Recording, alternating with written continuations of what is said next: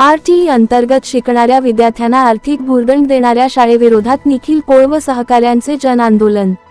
खोपोली प्रतिनिधी। खोपोली नगरीतील काही नामांकित शाळांमध्ये आरटीई अंतर्गत शिकणाऱ्या विद्यार्थ्यांना आर्थिक भुर्दंड देऊन शैक्षणिक साहित्य शुल्क देऊन घेण्यासाठी भाग पडत असल्याने त्यांच्या विरोधात सामाजिक कार्यकर्ते निखिल पोळ व त्यांच्या सहकाऱ्यांनी आज जन आंदोलन उभारून शालेय प्रशासनास जाब विचारला।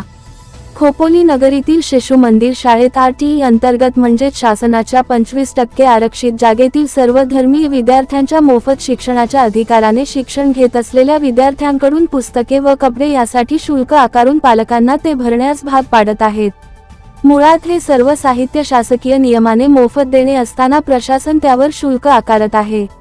या विरोधात सामाजिक कार्यकर्ते निखिल पोळ, सुजल गायकवाड, प्रतीक शिंदे, वैभव दळवी, अविनाश शिर्के, धर्मेश परमार, आहाद सय्यद, जय खेडकर, रोहन पाटील अन्य सहकाऱ्यांनी जन आंदोलन उभारत शालेय प्रशासनाला जाब विचारत मंगळवारपर्यंत सर्व सुविधा मोफत न दिल्यास व शासकीय नियम न पाळल्यास मोठे उग्र आंदोलन शालेय गेट समोर करण्याचा इशारा दिला आहे।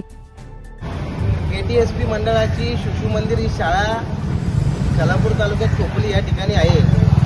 या शाळेमध्ये आरटीईच्या विद्यार्थ्यांचे जे ॲडमिशन झालेले आहेत त्या विद्यार्थ्यांकडून सर्रासपणे 1700 ते 2200 रुपये घेतले जातात। विद्यार्थ्यांच्या पालकांना सांगितलं जातं की तुम्हाला पुस्तकांचे पैसे भरावे लागतील आणि विद्यार्थ्यांकडून ते पैसे सरासरी वसूल केले जातात।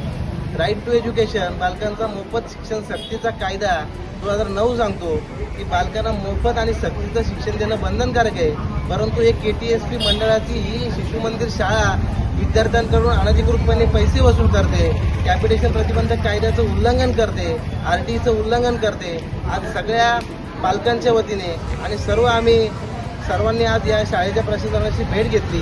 या प्रशासनाच्या प्रिन्सिपलांशी आम्ही यांच्याशी चर्चा केली, त्यांना आम्ही समजावून सांगितलं, त्यांना आरटीई आम्ही समजावून सांगितला आणि लवकरात लवकर सगळ्या विद्यार्थ्यांचे पैसे परत करावे अशी मागणी आम्ही प्रिन्सिपलांशी केली।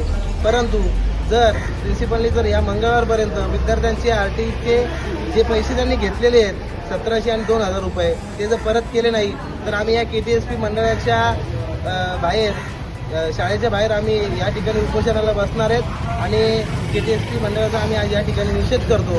आणि माझी त्यांना विनंती आहे की त्यांनी तात्काळ विद्यार्थ्यांचे पैसे परत करावे, अन्यथा याचा उद्रेक संपूर्ण रायगड जिल्ह्यामध्ये आणि खालापूर तालुक्यामध्ये खूप मोठ्या प्रमाणामध्ये होईल।